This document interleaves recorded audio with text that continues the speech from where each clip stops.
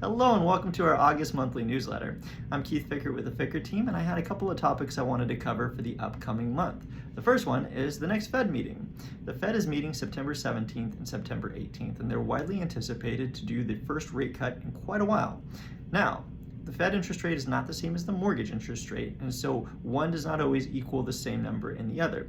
So even though there's an anticipated rate cut happening, I've actually spoken to several local lenders, and they are not anticipating the rates on mortgages to change very much as a result of that Fed interest rate if it does happen later this month.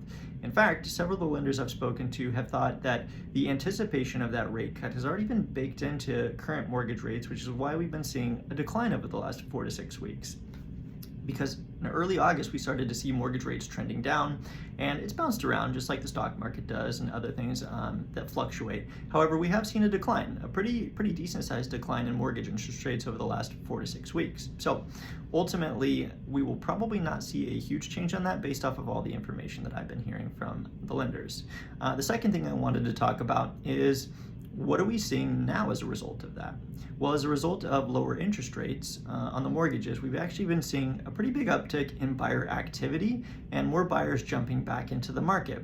Typically, there's a seasonality to real estate where things typically slow down in the winter months because it's less convenient with the weather and with the holidays for people to be buying and selling homes. However, instead of ramping down like we usually see in the fall and then ramping down a little bit more in the winter and then peaking and going back upwards around March to April in our market, that's what we typically see. But I'm actually seeing an uptick in activity, and I have a feeling that because the rates have gone down some, if that stays at the level that it's at or declines maybe a little bit further, we're actually probably poised for some market growth and an increase in activity in the fall and winter months compared to what we usually see over the last couple of years in the winter.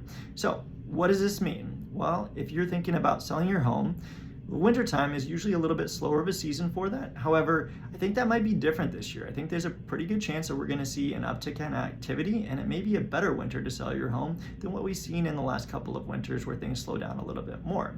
If you're a buyer, what you can expect is that most likely you're going to be competing a little bit more.